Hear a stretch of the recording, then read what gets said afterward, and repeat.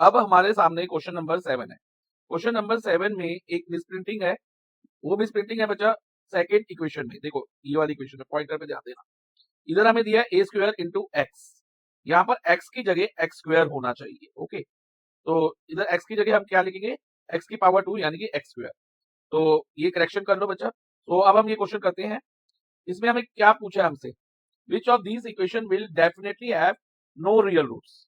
कि इन 3 इक्वेशन में से डेफिनेटली नो रियल रूट्स किसमें होंगे। डेफिनेटली मींस कंफर्म तौर पे, पक्का तौर पे हम ये बता सकें कि किसमें नो रियल रूट्स होंगे। मे और मे नॉट नहीं चलेगा।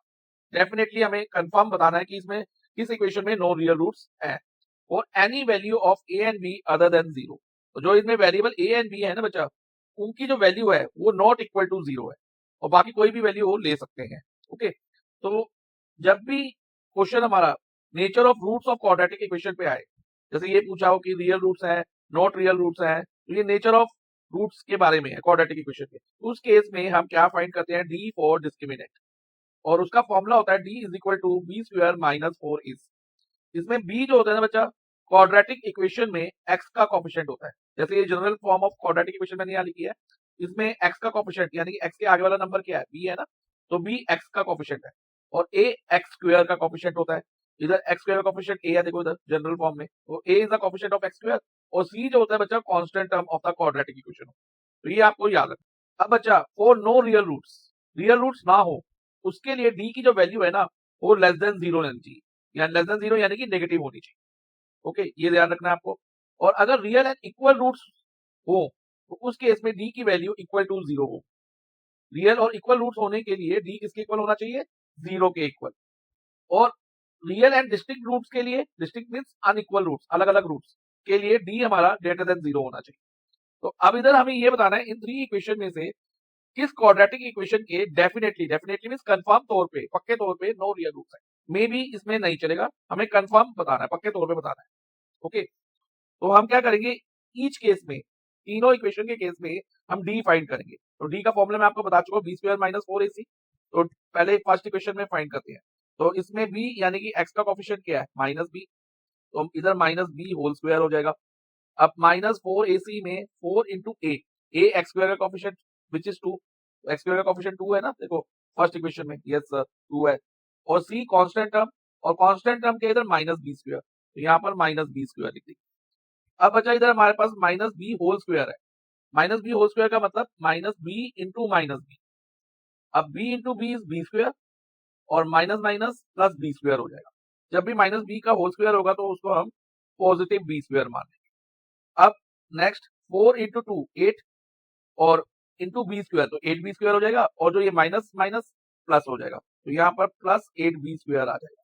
अब देखो बच्चा, इस बी स्क्वायर के आगे कोई नंबर नहीं है तो हम 1 मान सकते। अब 1b square plus 8b square क्या होगा, 9b स्क्वायर।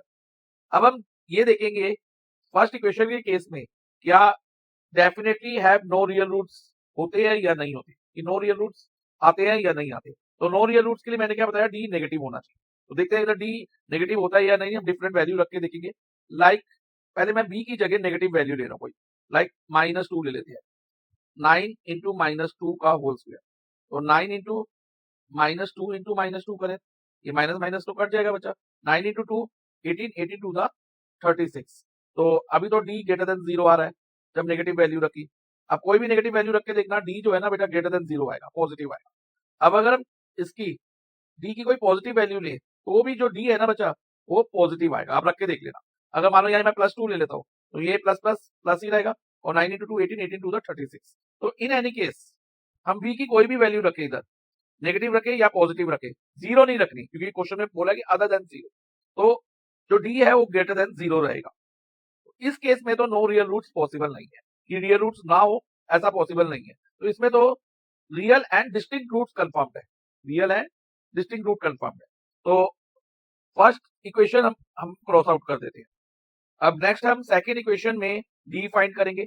अगेन डी का formula b square minus 4ac है। इसमें बी यानी कि एक्स का कोफिशिएंट माइनस ए है, तो यहाँ पर क्या हो जाएगा बच्चा, minus a whole square minus 4ac, 4 into a x square का coefficient which is a square. Okay, तो 4 इंटू ए स्क्वायर, और इंटू सी, सी क्या है 2 है, पॉजिटिव 2, तो इधर मल्टीप्लाई बाय 2 हो गया। अब माइनस ए का होल स्क्वायर क्या होगा, minus A into minus A into A is a square और माइनस माइनस प्लस ए स्क्वायर, तो यहाँ पर पॉजिटिव ए स्क्वायर आ जाएगा हमारा। और अब इधर देखो बच्चा 4 मल्टीप्लाई बाय 2 8, तो ये क्या बन जाएगा 8 ए स्क्वायर माइनस 8 ए स्क्वायर। अब देखो बच्चा ए स्क्वायर के आगे इधर कुछ भी नहीं है तो हम 1 कंसीडर कर सकते हैं, यस सर कर सकते हैं।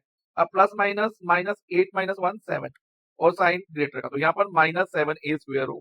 अब हम चेक करेंगे कि क्या डी की वैल्यू जो कि माइनस 7 ए स्क्वायर है वो डिफरेंट वैल्यूज के लिए ए और बी की डिफरेंट वैल्यू के लिए, अब इधर ए रह गया तो हम ए की वैल्यू कंसीडर करेंगे, ए की डिफरेंट वैल्यू के लिए क्या उसकी वैल्यू डी की वैल्यू लेस देन 0 रहती है, कंफर्म या नहीं। तो पहले हम इसकी नेगेटिव वैल्यू डालते हैं ए की, तो 7 इंटू ए की जगह माइनस 1 डाल के देखते हैं, तो minus 7 into minus 1 whole square.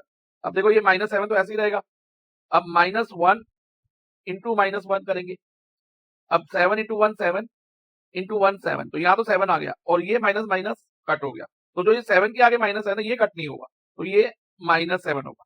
तो इस केस में तो डी लेस देन 0 आ रहा है जब हम ए की वैल्यू नेगेटिव रखते हैं।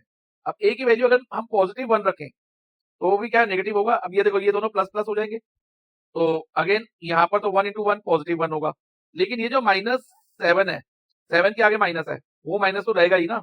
इन दैट केस ऑल्सो अगर हम ए की पॉजिटिव वैल्यू भी लेते हैं तो उस केस में भी डी जो है नेगेटिव रहेगा। अब ए की कोई भी वैल्यू हम रखें अदर देन 0 तो डी क्या आएगा, नेगेटिव आएगा, और 0 तो हमने रखनी नहीं है क्योंकि क्वेश्चन में बोला अदर देन 0। तो इस केस में definitely have no real roots होंगे, और इस क्वाड्रेटिक इक्वेशन के डेफिनेटली नो रियल रूट्स होंगे। तो इसको अभी हम टिक करके चलते हैं और हम थर्ड इक्वेशन को भी एक बार चेक कर लेते हैं। तो अब हम थर्ड इक्वेशन में डी फाइंड करते हैं। डी का formula b square minus 4ac है, तो इसमें बी क्या है बच्चा, एक्स का coefficient in the middle term, x के आगे वाला नंबर वो रो क्या है ए है, तो इधर ए स्क्वायर हो जाएगा माइनस 4ac में ए जो होता है बच्चा एक्स स्क्वायर का कोएफिशिएंट, यानी कि एक्स स्क्वायर के आगे वाला नंबर। अब एक्स स्क्वायर के आगे कुछ नहीं है तो हम यहाँ 1 कंसीडर कर सकते हैं, तो 4 multiply by 1 into c is the constant term, और कांस्टेंट टर्म इधर क्या है बी है, तो इधर बी आ जाएगा। अब इसको सॉल्व करें तो हमारे पास आएगा a square minus 4 into 1 4 into b 4b। अब हमें ये देखना है कि b की वैल्यू लेस देन 0 आती है या मोर देन 0 आती है या इक्वल टू 0 रहती है, तो चेक करते हैं बेटा एक बार। अब अगर ध्यान दो बच्चा ए स्क्वायर के केस में ए स्क्वायर अगर हम फाइंड करें तो जो ए स्क्वायर है ना हमेशा पॉजिटिव रहेगा, चाहे आप ए की कोई भी वैल्यू रख के देखिए।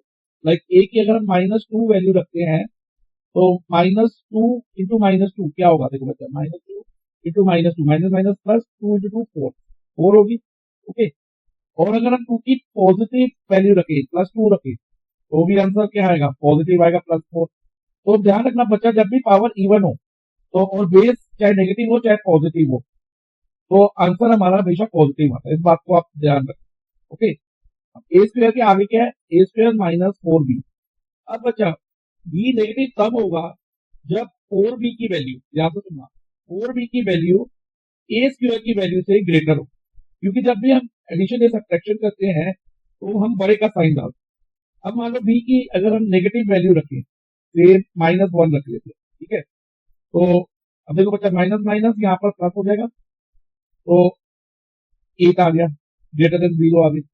और अगर हम ए की वैल्यू 2 ही रखते हैं, पॉजिटिव 2 रखो या नेगेटिव 2 रखो उससे कोई फर्क नहीं पड़ेगा, वो आंसर 4 ही आएगा। चाहे आप कोई और वैल्यू भी रख के देख सकते हो नेगेटिव या पॉजिटिव, तो आंसर हमेशा पॉजिटिव आएगा। और इस बार हम बी की वैल्यू को पॉजिटिव ले लेते हैं, लाइक पॉजिटिव 2 ले लेते हैं, तो 4 इंटू 2 8, इस केस में माइनस 4 आ गया, यानी कि डी लेस देन 0 हो गया। तो कभी ग्रेटर देन 0 आ रहा है कभी लेस देन 0 आ रहा है, तो हम डेफिनेटली तो नहीं कह सकते ना, कंफर्म तो नहीं कह सकते कि डी जो है लेस देन 0 ही रहेगा, ये नहीं कह सकते, क्योंकि कभी ग्रेटर देन 0 और कभी लेस देन 0 आ रहा है, और इक्वल टू 0 भी हो सकता है अगर हम बी को पॉजिटिव 1 रखें, वो आप रख के देख लेना, ठीक है, तो इक्वल टू 0 भी हो सकता है। इस केस में definitely no real root possible नहीं, क्योंकि बी डेफिनेटली लेस देन 0 नहीं आ रहा, इधर मे और मे नॉट वाला केस आ गया, ठीक है। तो इक्वेशन थर्ड भी हमारी क्रॉस आउट हो जाएगी, तो फाइनली ओनली सेकंड इक्वेशन में डेफिनेटली नो रियल रूट होंगे, तो हमारा आंसर आएगा ऑप्शन 2 ओनली सेकंड।